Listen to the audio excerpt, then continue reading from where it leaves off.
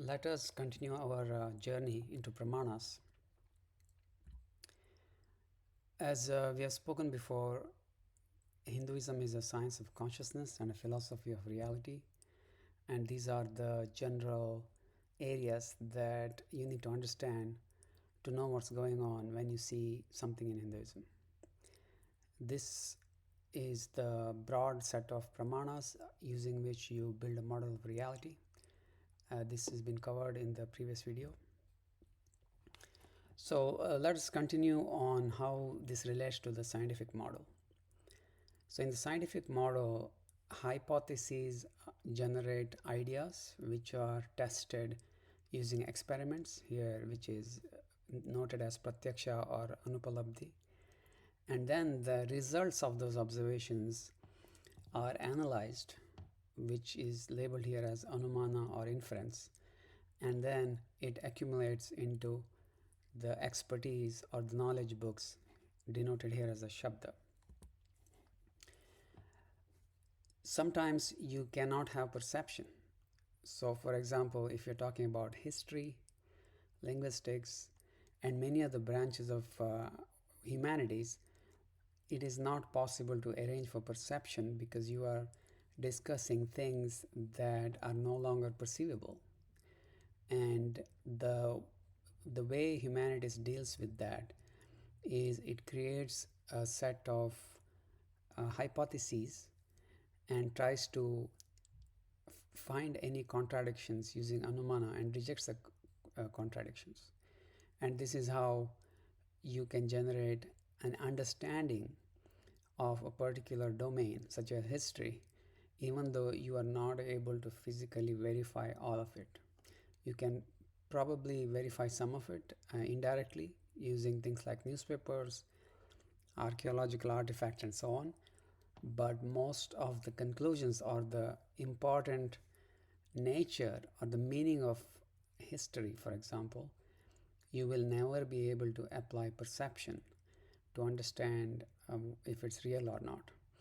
This is why history, linguistics, and generally what come under humanities are very contested, and they are pretty hot because people will have conflicting models because the perception is not there to bring everyone to the same model of reality.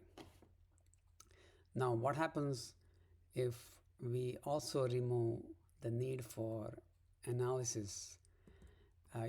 You have to replace that with something. And in dogma, which includes all kinds of dogma, religion, models of science fiction, and anything that people enjoy, you essentially have to replace both inference and perception with emotion.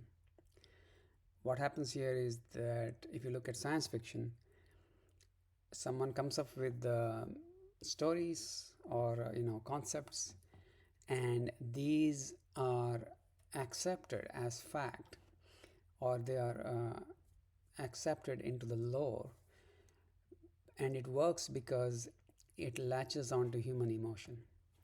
So what dogma gives us is something that science cannot give you, and that is essentially purpose, community, and a moral framework. Which is why, despite all the scientific progress, religion still exists, science fiction still exists, and you will see people relating to or identifying with different sets of lore. So in this example, I have put Star Trek, and you will even see them breaking into sects, like you see here, two different varieties of Star Trek.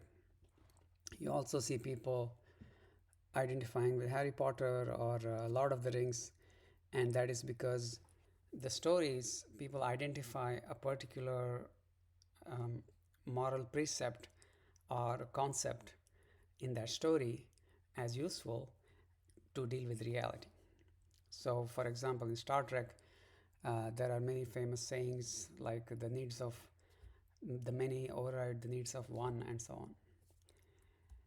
So while so that is a little bit about different models in addition to the models of reality.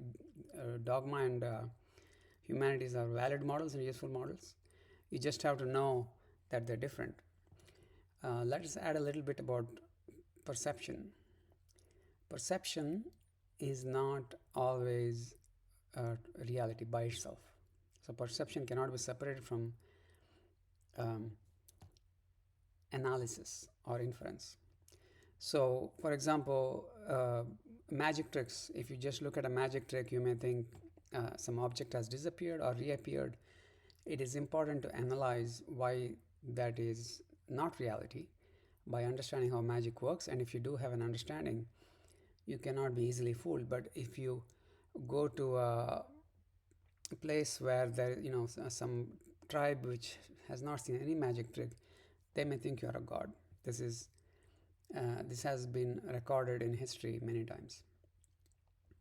And of course, there is perception that gets a little bit dull because the environment you are in doesn't allow you to perceive things properly. And there's something called the McGurk effect, which we will address in a minute. So the magic tricks are the easiest to explain. So in this particular magic trick, there is a fake thumb. It is a hollow, what looks like a thumb, and the magician just takes a scarf and actually stuffs it into that, and slips his thumb also into the fake thumb, and then just says it has disappeared. So if it's done quickly with some practice, it really looks like, to the observer, it really looks like the scarf has disappeared. And then of course they can bring it back. And this is a simple magic trick. The more complex magic tricks are essentially this. Your perception works by recognizing patterns, and pattern recognition, essentially, it is what used in magic tricks to give you a perception of false reality. So one of the things that happens when your perception is not at its peak, because the environmental conditions are different. One is, darkness affects your vision, and a small object can cast a large shadow, and you may think that there's a monster. This happens to children. It also happens to some adults.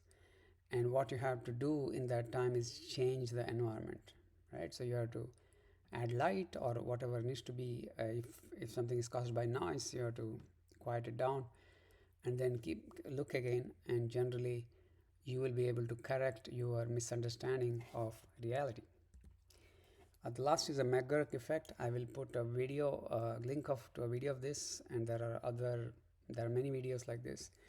Essentially, if you hear the sound pa in this example, where you see the speaker's lips pressing to each other, you hear it as pa. But if you see his teeth, his upper teeth touching his lower lips, you'll hear it as fa. So even though the sound being played, if you close your eyes, it is a pa.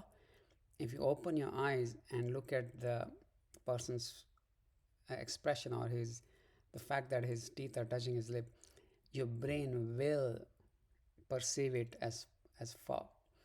So this is essentially,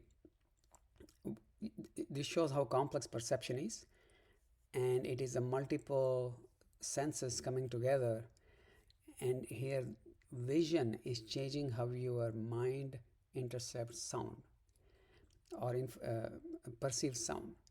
So as long as you know that perception by itself is not reality, it requires re-examination, it requires inference, analysis, and so on, then you will be able to create a model of reality accurately.